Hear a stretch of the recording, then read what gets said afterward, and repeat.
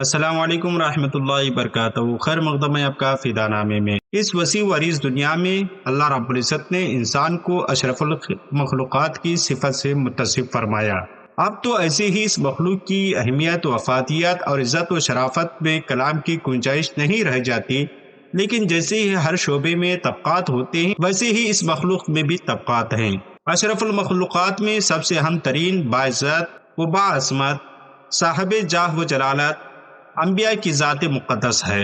ان سے بڑھ کر تو کجا ان کے مرتبے کے کروڑوں درجے کیے جائیں تو ان میں سے ایک درجے کے پھر کروڑوں درجے کیے جائیں، ان میں سے ایک درجے کے برابر بھی کوئی نہیں پہنچ سکتا۔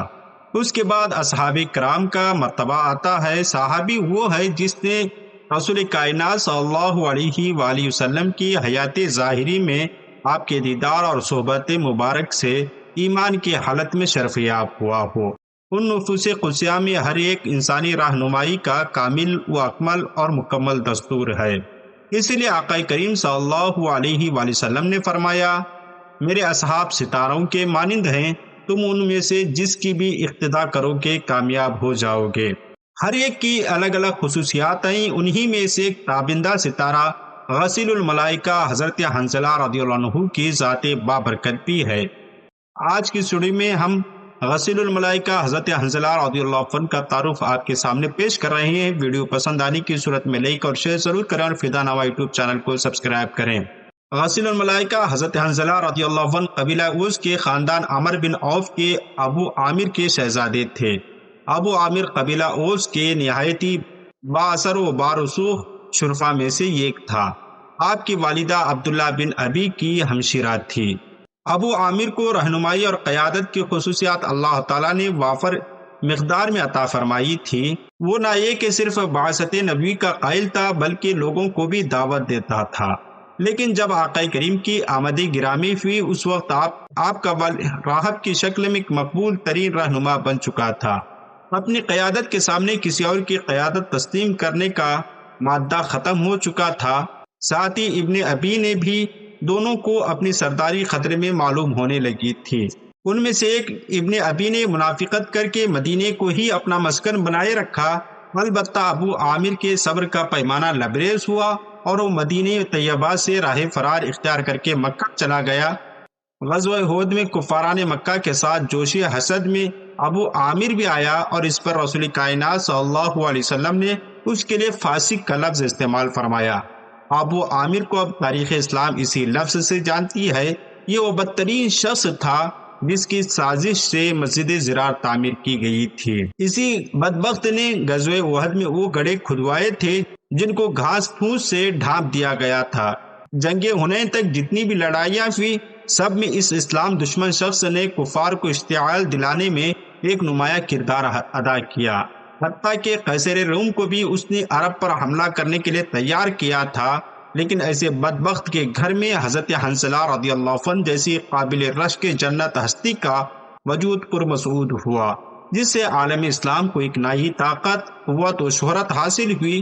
فتح مکہ کے بعد وہ وہاں سے مکہ سے بھاگ گیا اور ہرقل کے پاس جا کر پناہ گزین ہوا۔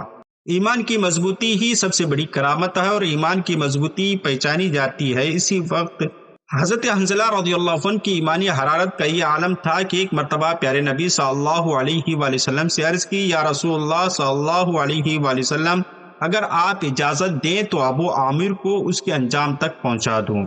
ٹھیک یہی سوال حضرت عبداللہ نے اپنے والد ابن ابی کے لیے کیا تھا، لیکن دونوں کو رسول کائنات صلی اللہ علیہ وآلہ وسلم نے اجازت نہیں دی تھی۔ کسی سبب آپ جنگ بدر میں شامل نہ ہو سکے۔ جنگ احد میں حضرت حنظلہ رضی اللہ عنہ نے پوری شان و شوکت کے ساتھ شریک رہے، خوب جاں بازی سے لڑے۔ جب گھمسان کی جنگ شروع ہوئی تو آپ کا سامنا ابو سفیان سے ہوا۔ آپ نے اس کے گھوڑے کی پچھلی ٹانگ کے گھٹنے پر زوردار وار فرق کیا، جس سے ابو سفیان نیچے گر گئے، چیخنے چلانے لگے، قریش سے اپنی امداد کی دعائیں دینے لگا، حضرت حنظلہ کے وار سے بچانے کی بھیک مانگنے لگا۔ قریب تھا کہ آپ ابو سفیان کو انجام تک پہنچا دیتے، لیکن اتنے میں ایک بدترین شخص اسود بن شعوب یا شداد بن اسود نے آپ پر یعنی حضرت حنظلہ پر نیزے سے وار کیا اور آپ کو شہادت نصیب ہوئی۔ یہی جنگ آپ کی پہلی اور آخری جنگ رہی۔ روایات میں آتا ہے کہ حضرت حنظلہ رضی اللہ عنہ اپنی بیوی کے ساتھ پہلی رات میں حجرہ عروسی میں تھے، کسی پکارنے والے نے پکار لگائی، رسول کائنات صلی اللہ علیہ وسلم نے جہاد کا حکم دیا ہے۔ وہ صحابی اپنے بستر سے اٹھے اور پابرکاب ہو گئے۔ دلہن کہتی رہی، آج کی رات ٹہر جاؤ، صبح جہاد پر روانہ ہو جانا۔ مگر وہ صحابی جو صحبہ عشق میں مخمور تھے کہنے لگے، اے میری رفیق حیات، مجھے جانے سے کیوں روکتے ہو؟ اگر جہاد سے صحیح سلامت لوٹ آیا تو زندگی کے دن اکٹھے گزار لیں گے، ورنہ کل میدان قیامت میں ملیں گے۔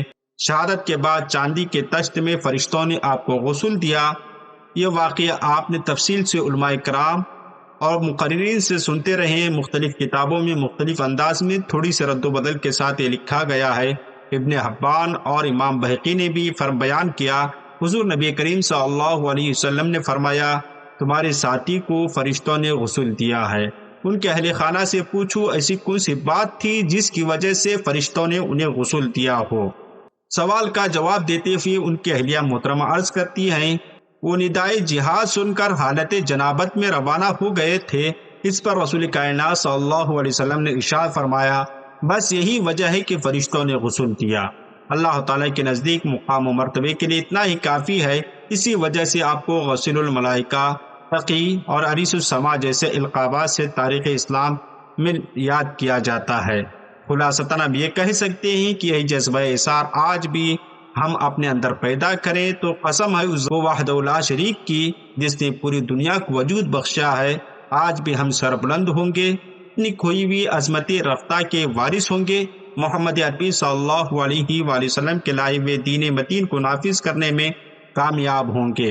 ہماری دعا ہے کہ رب قدیر حضرت حنظلہ رضی اللہ عنہ کے توسل سے ہمارے گناہوں کو معاف فرمائے۔ ملتے ہیں اگلی ویڈیو میں، تب تک آپ اپنا اور اپنے پیاروں کا خاص خیال رکھیں۔ ہمارے یوٹیوب چینل فدا نامہ کو سبسکرائب کریں۔ السلام علیکم۔